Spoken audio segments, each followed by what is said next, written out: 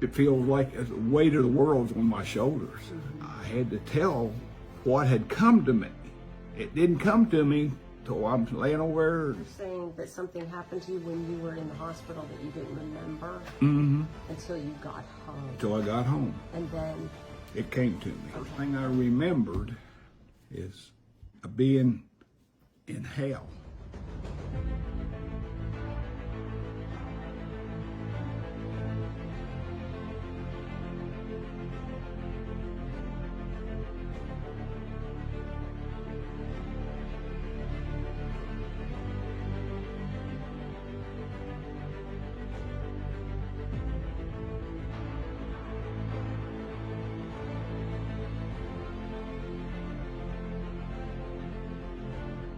Myron, could you please explain first how you viewed God, how you viewed Jesus before July 14 of 2021, and just explain your spiritual condition. Okay. When I was a young guy, my older brother got saved and was baptized, and he used to take me and my sister to church and Sunday school. Well, my mom only seen her walk 2 times.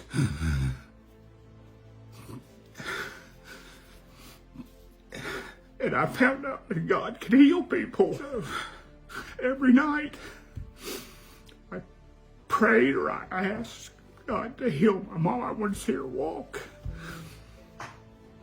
It never happened. So from a little 10 years old, 8 years old, how old I was, I hated God. So that's where I was at for all them years. I'm 72 years old. Then my chest, I had chest pain. So my wife took me to Hosier Hospital, and they kept me, and they done a heart cath. And when I woke up, I asked the surgeon, I asked him, well, did you put some more stents in me? Or he said, it's too dangerous. I can't do anything for you. So he recommended that I go to Cleveland Clinic. And they took me in an ambulance to Cleveland Clinic.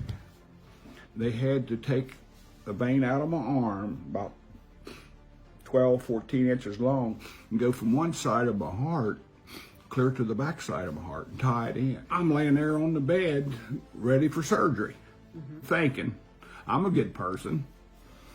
I'm either going to get to come home or I'm going to go to heaven. Well, that ain't the way it is, but that's the way I believed it was.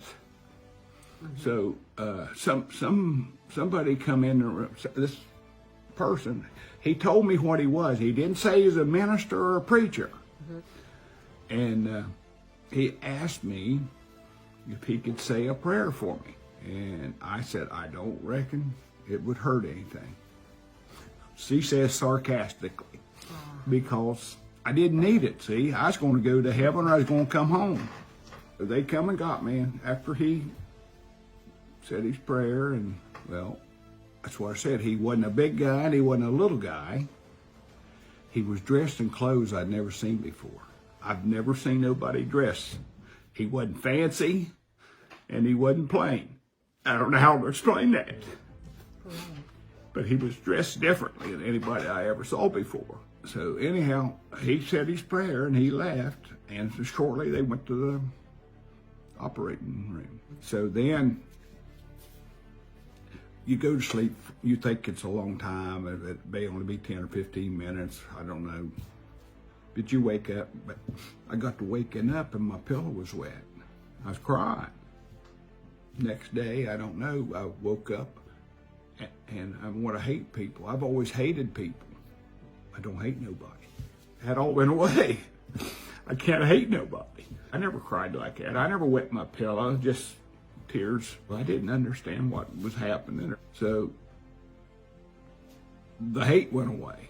I went through the recovery part, and they started giving me sponge baths. And she'd run her finger down my back. And I couldn't think of what in the world is she doing. So she went and got another nurse and showed her. But they didn't say a word. I didn't know I had a burn mark on my back.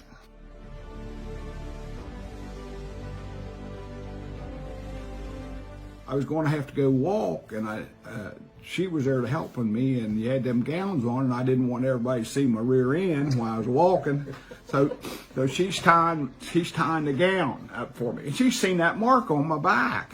I told you it looks like a burn. You're saying that something happened to you when you were in the hospital that you didn't remember until you got home. Till I got home. And then It came to me. okay. First thing I remembered is being in hell. I saw the big hole in the ground.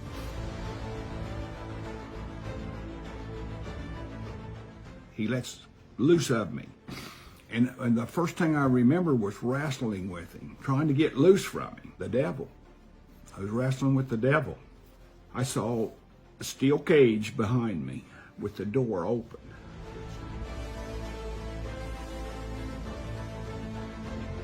When he flew me in there and dropped me, he let go of me just like an eagle, or with one. He carried me with one foot.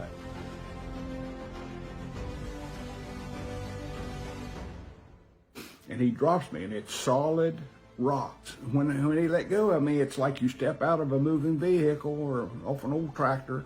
I'd take 2 or 3 steps, and he takes 2 or 3 steps. And then he gets a hold of me, and he's got me. And he's trying to put me in his cage. He pushes me backwards to push me in the cage, but the door's open, and my back comes right up against the door.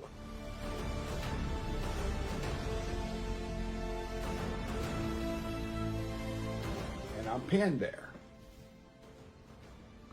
I can't get loose. But the next thing I know, I look down and I'm on fire. I'm burning up.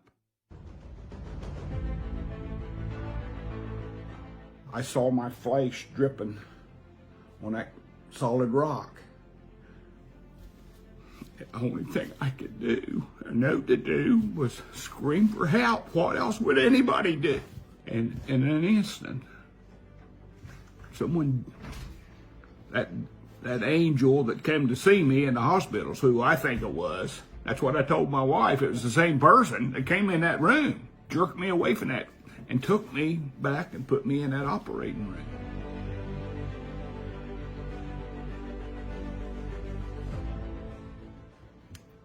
She just said there's no way that in an operating room, ICU, anything, there's nothing there that will burn a patient. When I was burning up, I was on fire, and that angel came and got me away from the devil and put me back in that operating room. Well, the surgeon told us that we probably wouldn't see him no more after the surgery, but he come to see us. Okay. And he had a story to tell us. For some reason, my stomach just swelled up greatly. So he gets his light. They got that tube down my throat, and he's looking for blood or what's going on. Said as quickly, as rapidly as my stomach, it left. That's when he put the far out. When he brought me back, he put the far out after he put me back in that operating room. Several days later, I take my first shower, and she pulled, it looked like where a snake sheds his skin. She pulled the skin off of my legs that was where the blistered or whatever. There was no blister marks, but the dead skin was on my legs. She pulled it off when we took my first shower. I went to hell. And I got to come back. Now, why did he do that for me? But he did. That's Jesus and God brought me back to earth. And what my mission is that whatever he tells me, that's why I got to tell people. I got to tell this story. I believe every bit of it's true. Based on everything you experienced, what would you say to somebody who either doesn't believe that God or Jesus are real, or they believe they're real, but they don't think they have to serve them, and they think if they're good enough, they'll make it into heaven? What would you say to that person? I felt the same way, and I'm 72 years old, and I found out that I was wrong. It don't work that way. If you're not in the good graces of God, you're not going to go to heaven. I know I'm going to heaven now. Now all I did was say, help me. I need help. I screamed for help. I asked for help, and I really needed it. He saved my soul is what he done. He's what he did for me, and he'll do the same thing for anybody that asks him anyway. If you ask him, he'll save your soul, but you've got to ask him. If he'd take me out of that place, it'd be easy for anybody to get saved. You don't have to go through what I went through. But he gave me the greatest gifts that anyone can give you. He took that hate out of my heart. That was the first. I couldn't even tell my own son that I loved him. I couldn't tell my daughter that I loved him. And then he filled my heart full of love. I don't have to know someone to tell them that I love you. It's completely different than when I went to Cleveland. When I came back, I was a different person. The greatest gift that he gave me is I'm not in hell. I got to come back home and be on this earth. Now, how long if it's one day or one more hour, I don't care. But I got to come back. That's the main thing. I got another chance. I got a new life. Got a brand new beginning.